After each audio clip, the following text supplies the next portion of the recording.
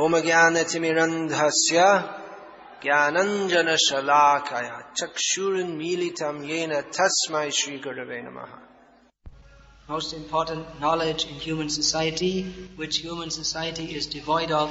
Therefore, human society is a big mess, because people don't know this very simple thing, that we are not the body. There are so many problems in human society, so many different disagreements. Just like recently, there was a lot of problem over the Miss World beauty pageant, which was held in Bangalore. People thought this was wrong, and many people took advantage of the outrage of many moral citizens by organizing campaigns to promote their political situation. But why is it wrong actually? No one could actually give the real reason why it is wrong. Why is it wrong? Because it is promoting the bodily concept of life. It is promoting lust, which is based upon the bodily concept of life.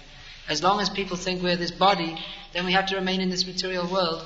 And as long as we remain in this material world, then we have to suffer repeated birth and death. And as long as we remain in this material world, we remain envious of Krishna, not serving Krishna. So the root cause of all the problems is this bodily concept of life, which is based upon forgetfulness of Krishna, which is based upon envy of Krishna.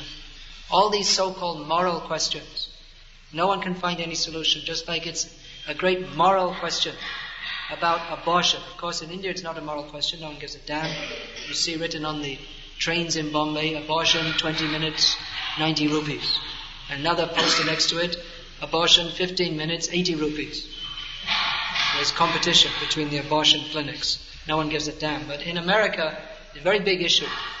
Even in the American presidential election, it's considered a great issue. Who will support abortion? Who is for it and who is against it? And there are different arguments. They say, well, it's okay to do abortion up to 2 months, because up to that time there's no real baby there. It's just a lump of fetus, just a bunch of matter. And there's a big question, when does life actually begin? But they don't even know what life is. They can't even define life. For all their big PhDs and Nobel Prizes in medicine, they can't actually define what life is. Of course, they may say that, well, life means when the respiratory system is working, circulatory system is working, brain is functioning. But that doesn't actually define what is life. That doesn't tell us what is life. If they could say what is life, they should be able to produce life. Isn't it? Science. We're going to talk about science. Then they should be able to produce one mosquito. Please, Mr. Scientist, make one mosquito, not a model, a working one, that reproduces others. But they cannot do it. That means they don't know. But we know because we are taking knowledge from Krishna. Just like one time Prabhupada was asked by a doctor, that what is the evidence of the soul? And Prabhupada answered, the evidence is that Krishna says so. That is the best evidence, because Krishna says so. There may be so many different opinions, but you see here, Prabhupada is discussing in the purport, and Krishna himself is stating, you can't measure the soul. Aprameyo. There's no material evidence which can be brought to show the existence of the soul. You can't see in a microscope. You can't even see atoms in a microscope. So what to speak of the soul, who the super soul enters within the atom. The super soul is greater than the soul. So how are you going to see the soul? Or even in the Gita, Lord Krishna states, Hriddeshe Arjuna Tishtati, Ishvara Sarva Bhutanam. The super soul is within the area of the heart. So the super soul is with the soul. He's in the area of the heart. But that doesn't mean if you cut up the heart and do a search, you put some machines, X-ray machine or whatever, you can't find the soul. Because the soul cannot be found by any material means. Just like Krishna, that Kalayavana was chasing him. But he couldn't, however fast he ran, Krishna appeared to be walking. And this Kalayavana was running, but he couldn't catch him. Because you can't catch Krishna by any means. You can't catch the soul by any material means. The soul has to be understood from the authorities, those who know. Krishna knows. He's the expert. He's accepted as the authority by all those who are authorities on this subject matter. That the soul is existent, and this explains all the questions, whether ethical, moral, scientific, everything is explained by the knowledge given in the Vedic literature. if we take the knowledge given in the Vedic literature as a hypothesis and apply it to all the problems in science, history, even mathematics, sociology, whatever problems are there, the Vedic literature can give us solutions. But we have to accept the Vedic literature as it is. And what is the basic point? That we are not this body, we are spirit soul. We're not meant, then the implication of that is that we're not meant to enjoy this material world. We're not meant to be here. But people, they don't like to accept this because they're very much addicted to enjoying their senses. So this theory doesn't appeal to them. Mostly people adopt different philosophies, not because they're intellectually convinced or they're rational. Just like as we were discussing this morning, this IRA. You know, there's one IRA in Ireland, the Irish Republican Army. They blow people up and shoot them with machine guns and other things like that. Petrol bombs and all kinds of things like that. There's another IRA, the Indian Rationalist Association, which attempts to destroy people's belief in God by giving all kinds of irrational arguments which they call rational. They say because Sai Baba is a fraud, which we agree with them, therefore there's no God. Does it make any sense? Because there are 3 cabbages in the garden, therefore a fish doesn't live on the land. It's unrelated. Okay, Sai Baba is a fraud, but that doesn't mean there's no supreme controller.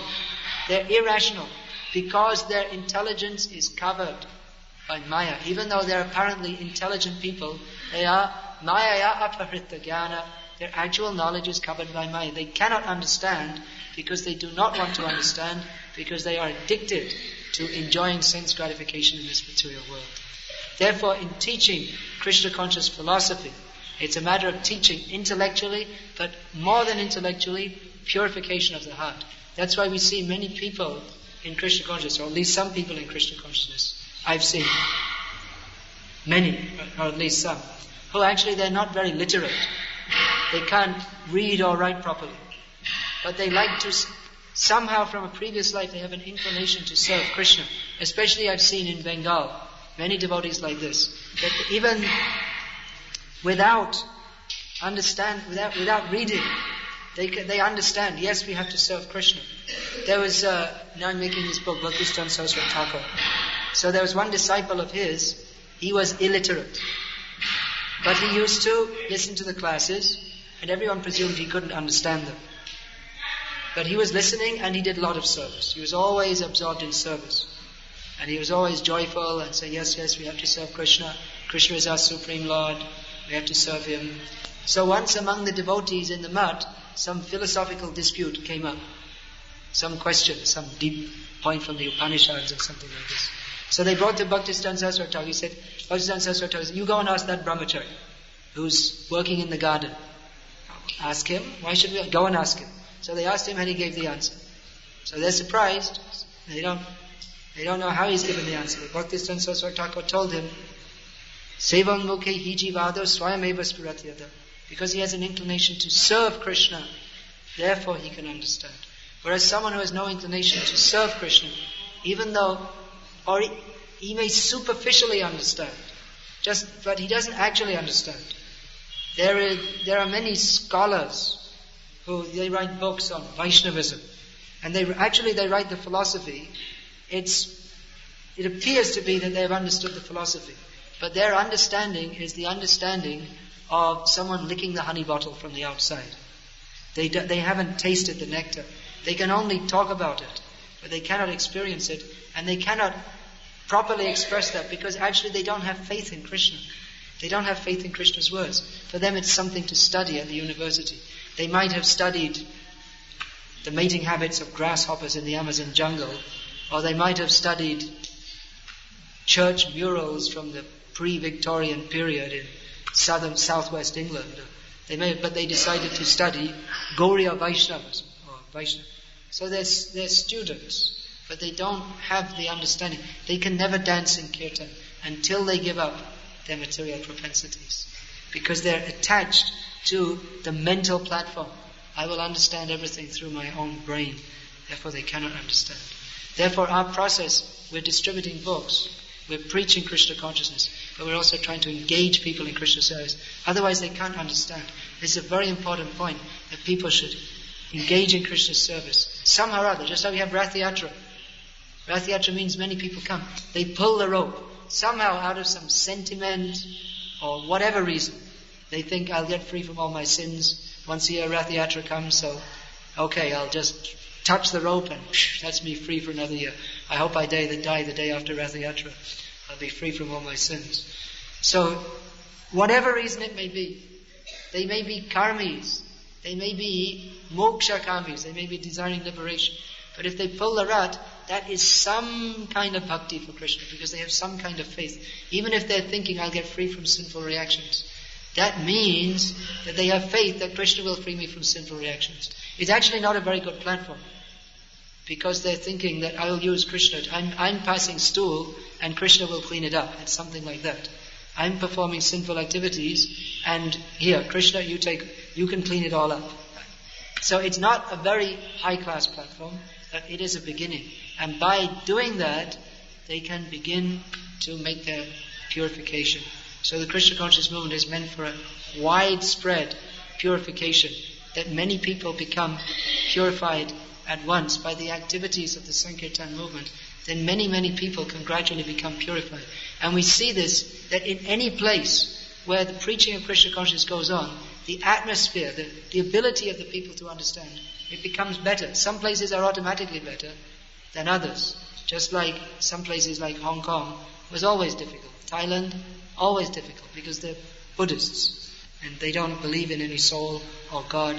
I was in Thailand for some time, and Thai people, they're very mild people, and they're very tolerant, and they're called the smiling Thais. They're always smiling. So their whole thing is that they don't like to get angry, and they tolerate everything, and everything's okay. Everything's all right. They're the personification of I'm okay, you're okay. Let it be. Whisper words of wisdom. Everything's okay. But the only thing that you can guarantee to get a Thai upset with, if you say there's a God, it's the only thing they'll do. They deny. No.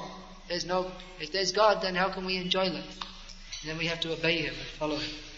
So this is the sign of a demon. Actually, they seem to be very nice. Someone may seem to be very nice, but if they're against the principle of surrender to Krishna, then what does Krishna say? Namang dushkritino mudha prapadyante naradhamaha maya apahrita jnana asurangavamashvita. Prabhupada said, this is our test. We can see who is good and who is bad. It doesn't mean who is good, who is bad, who gave so much money in charity. You may also be a demon and give money in charity. You know that? Jarasandha, he was famous for giving money in charity. But he was a demon because he was against Krishna, even though he gave so much money in charity. Or someone may perform so many austerities, just like Ravana and Hiranyakashipu also performed austerities, but their goal, their purpose was to exploit others. We say Giridhari means Krishna. Another Giridhari is Hanuman, he also lifted a hill. Another one is Ravana, he also lifted a hill. But his purpose was demoniac.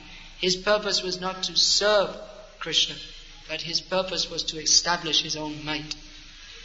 So it's not, even if someone they may perform apparently pious activities and be totally demoniac. Just like we see here in India, many people, they perform some kind of puja or they build a temple, but their building a temple is demoniac because they build a temple without Krishna, putting some bogus person as Krishna.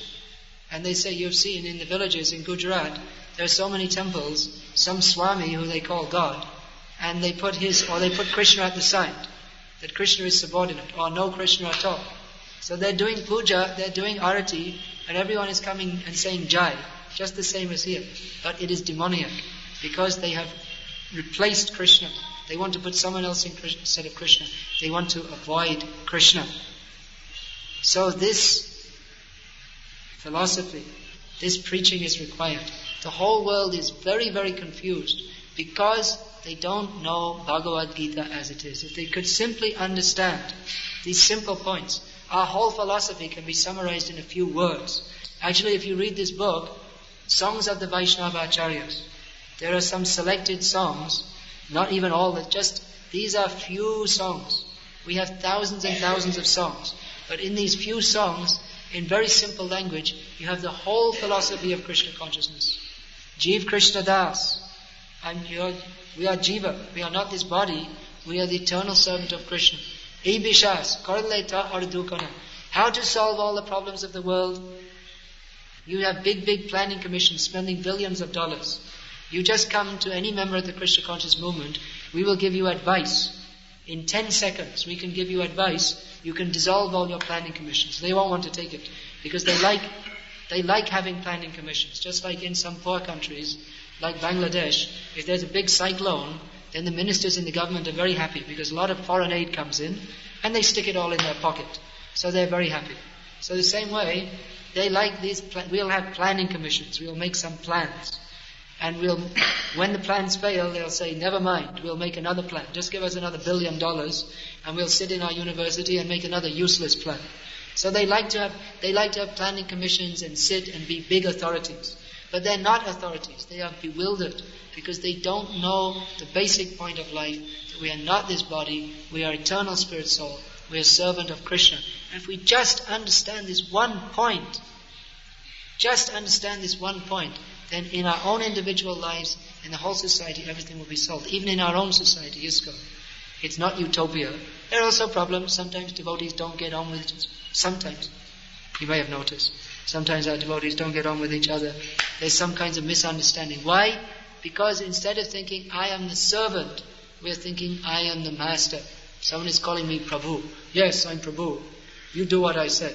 So if you think like that, then you haven't understood that I am not this body, I am eternal servant of Krishna. And being an eternal servant of Krishna means that we are also supposed to be the servant of Krishna's servants. Krishna, he doesn't accept if someone says, I am Krishna's devotee. Krishna doesn't even look at him. But if someone says, I identify myself as the servant of Krishna's servant, then Krishna will accept him. So this is a finer point. Actually, everyone is the servant of Krishna, but if we want to understand how to be the servant of Krishna, then we have to understand how to be the servant of Krishna. The basic point is that we are the servant of Krishna. And just to understand this, of course, to understand that may take many lifetimes, because we are so much addicted to the wrong idea. Bahunam janmanamante jnanavang mang prapadyate. It may take many lives just to come to the point of surrendering to Krishna. This very simple point. But many lifetimes or several lifetimes or just now, right now, if we accept this point that I'm not the body, I'm the eternal servant of Krishna, then immediately we are liberated, we understand everything clearly. You don't have to be PhD or MSSC or you don't have to be any of these things. Materialistic people, they're enraptured. Here in India many people ask, what is your educational qualification? Isn't it? So many people ask. So you can tell I have a BG. Means I've studied Bhagavad Gita. That's more. That is more than your BSc, Nobel Prize, all this. The Prabhupada said the Nobel Prize for asses.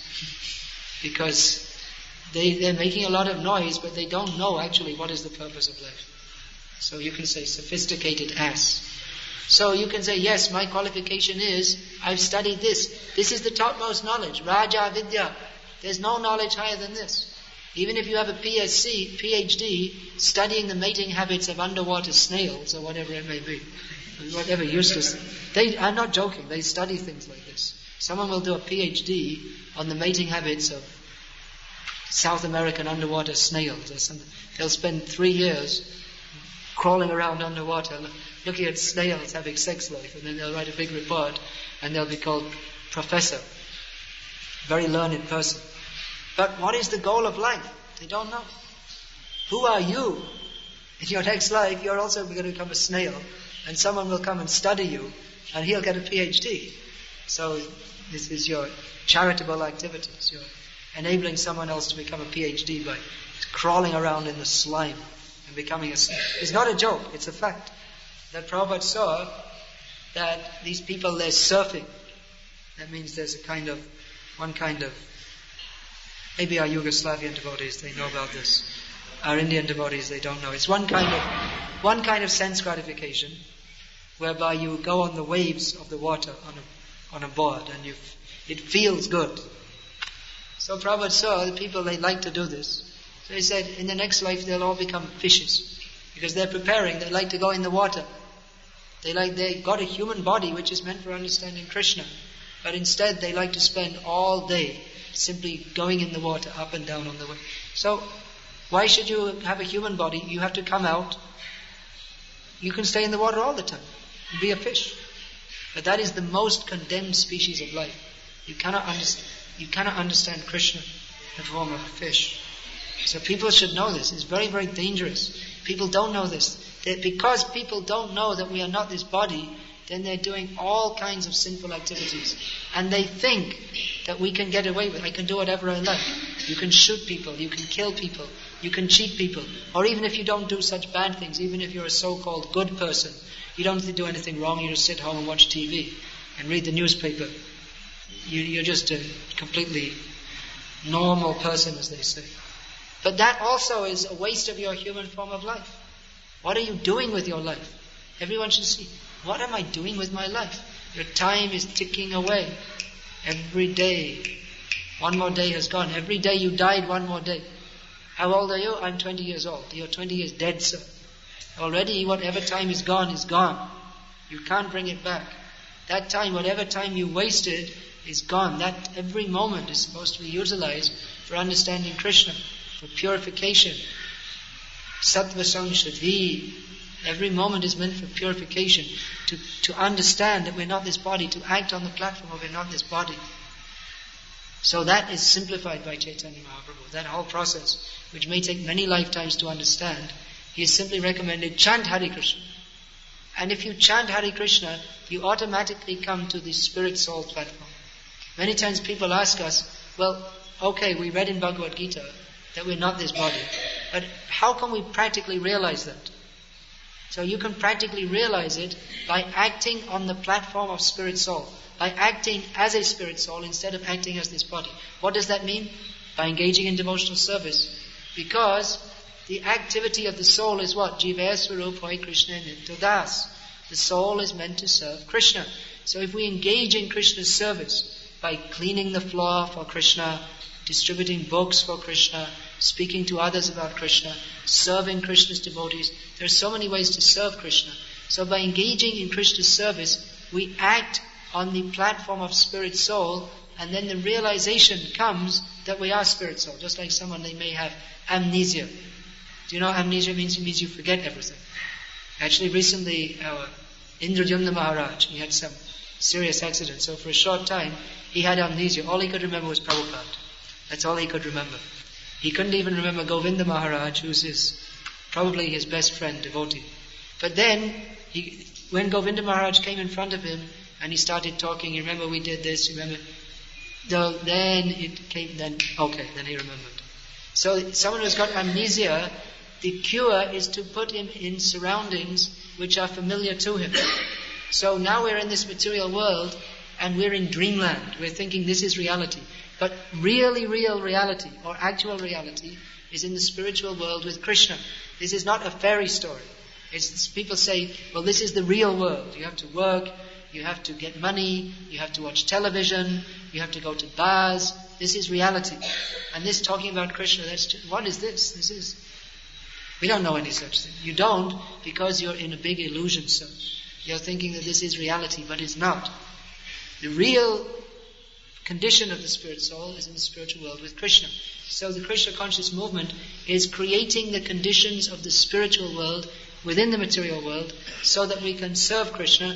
And when we do that, we begin to wake up and understand that this material world, it's ridiculous. I don't belong in this material world. Everyone's just running around, decorating their bodies, different kinds of hairstyles, different kinds of fashions, but they're all going to die. And what is the value? They're simply on the platform of the animals who are eating and sleeping, having sex and defending. They don't have any consciousness. They think that they will be happy by decorating their body, but they're not happy and they're spoiling their human life. So as you engage in Krishna's service, the realization comes more and more. What a useless waste of time. Anything but serving Krishna is. That is one kind of realization. That is virakti. That is detachment from this material world. And on the positive side, there is experience of Krishna. Anyone who engages in Krishna's service without ulterior motives They feel the pleasure of serving Krishna because it is pleasant, because it is our natural condition. We're meant to serve Krishna. So if we serve Krishna, it's a very simple formula. You don't need to bring out 50 Vedanta Sutra commentaries to understand. You just pick up a broom and sweep the floor. Why? With this understanding, I'm Krishna's servant, I'm not this body. This is Krishna's temple, I should clean the floor. And immediately you understand. Anyone who does that, immediately they get realization from Krishna and they become blissful. That this is so nice to serve Krishna. You feel so happy. No one in this material world feels happy by the same activity. They may be cleaning the floor. Everyone has to clean the floor. Of course, most people live like pigs, and quite often our devotees, they find it difficult to break that habit also. But you'll find in the material world also, people are cleaning the floor, cleaning the windows. They're doing some activity, but they're not blissful. Why? Because they're doing it on the platform of sense gratification, thinking, I am this body, I have to do this, I don't want to do it, but I'm doing it because we have to keep the place clean. Either as a job, I'm getting some money, or I have to keep healthy so I can maintain the body for sense gratification. So whatever you do for sense gratification on the basis that I am this body, it is simply a cause of suffering. No one is ever blissful. But then you'll walk into our temple and you see someone cleaning the floor and they look completely ecstatic. And how is it cleaning? I also clean the floor, I don't become ecstatic. Then how you're ecstatic by cleaning the floor? Or even dancing. You see people, they dance at parties. They're not happy. They have a rush of adrenaline. Therefore they think they feel happy. But they're not actually happy. Inside they're full of anxieties. But when our devotees are chanting and dancing, that is connected with Krishna.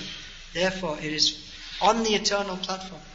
Even though we may be very neophyte devotees, that little connection with Krishna is enough to wash away millions and millions of lifetimes of entanglements in Maya.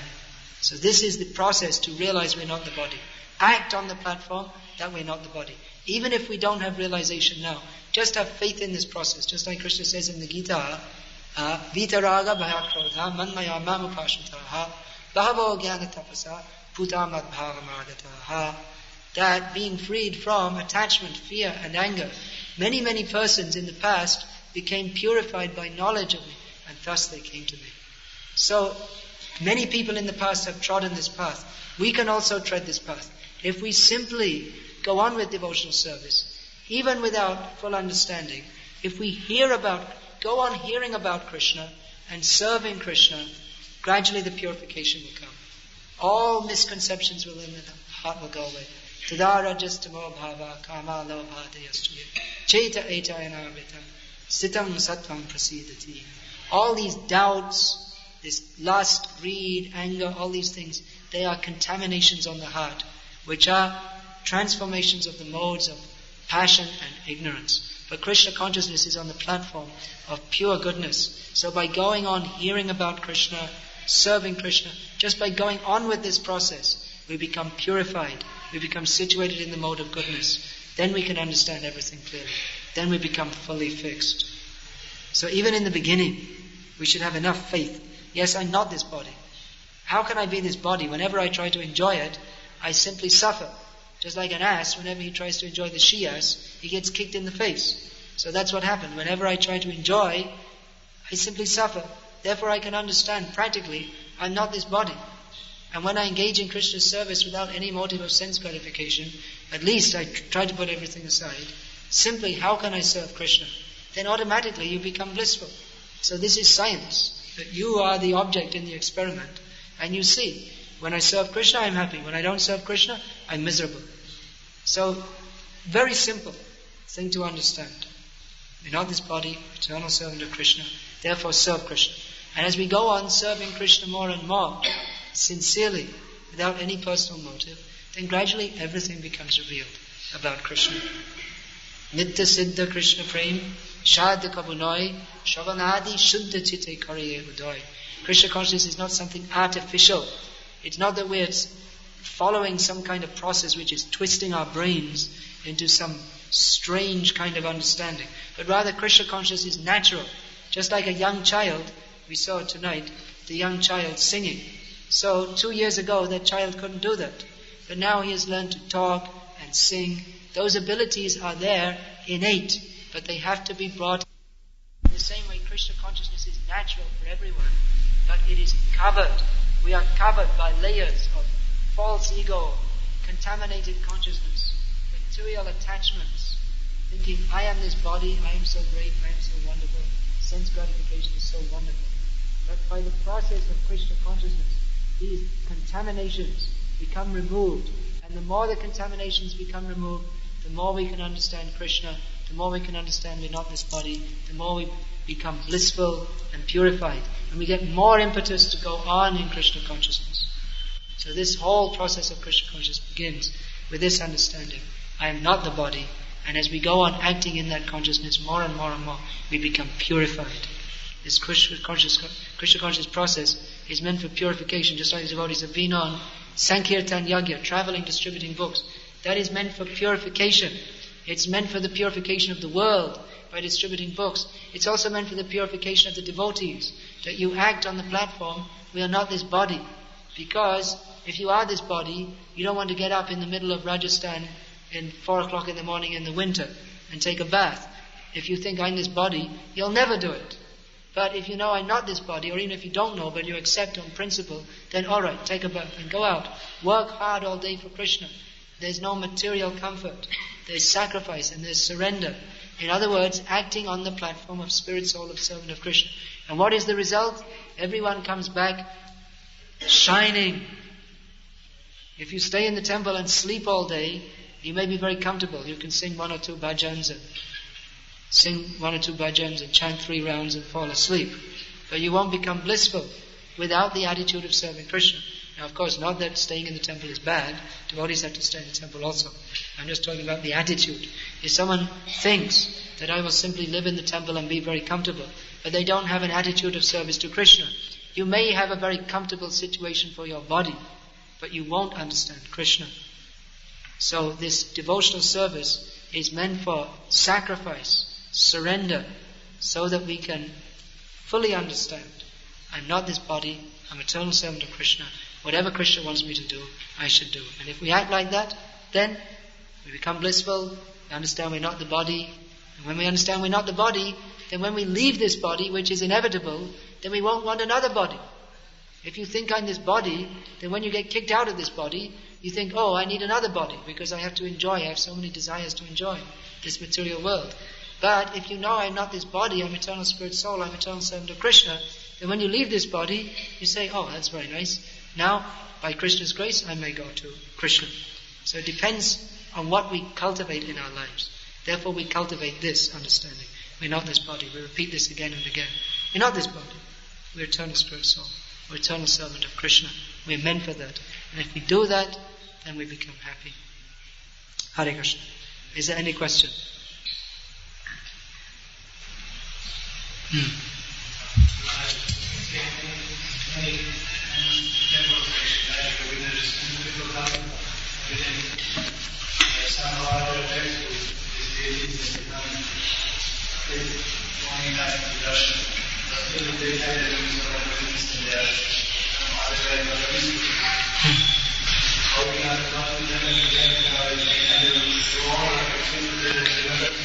The question is that here in India we see many devotionally minded people who may go regularly to the temple, just like at Nathdwara. There are many people who visit Srinathji, and during the day they're engaged in materialistic activities, just like doing their business. And it's that what will happen to them? Well, you can't say exactly. It depends on the consciousness of the individual. Those who more seriously cultivate Krishna consciousness, if they're more serious about it, then they'll go back to Godhead, back to Krishna. Those who are not, well, they'll again come back, and again, whatever attraction they have for Krishna, that will help. But that's why, along with the temple, there has to be preaching by pure devotees, pure devotional principles. Otherwise, even if people have from previous devotional sentiment, they're again born with devotional sentiment. That is very good. But without hearing, then the sense of urgency to surrender to Krishna and the understanding of how we have to surrender to Krishna, it won't come. Although, like I was saying, sometimes you do find people that even without much background, they're much inclined to serve Krishna. But even that, you'll find that mostly in places where there is some kind of proper preaching going on. You mentioned that we should serve Krishna without any self-motive. But if a person wishes to go back to Godhead, would that be also a personal motive? I said that we should serve Krishna without any selfish motive, but if someone desires to go back to Godhead, is that a selfish motive? It could be called a selfish motive, because that means you want to escape from this material world. Prabhupada wrote in the second canto that if you have any selfish motive, this can be your last selfish motive. Because to go back to Godhead, what does that mean? That means giving up all sense of personal sense enjoyment and acting only for the pleasure of Krishna. So you can't go back to go back. You may think, I want to go back to Godhead because I want to get liberated from this material world. But you can't go back to Godhead unless you have the desire to serve Krishna fully. So even if in the beginning that motive is selfish, when it comes to the practical reality that going back to Godhead means surrendering to Krishna, then even that last tinge of selfishness goes away. Of course, Chaitanya Mahaprabhu said, I don't even want to go back to Godhead. But Prabhupada said, you don't pray like that. You think, I've got to get out of here. You're not on that platform that you're a liberated soul and to liberate everybody else. Get out of here. Get yourself out of here. Go back to Godhead. This is the Back to Godhead movement. Prabhupada said that. He wasn't only talking about the magazine.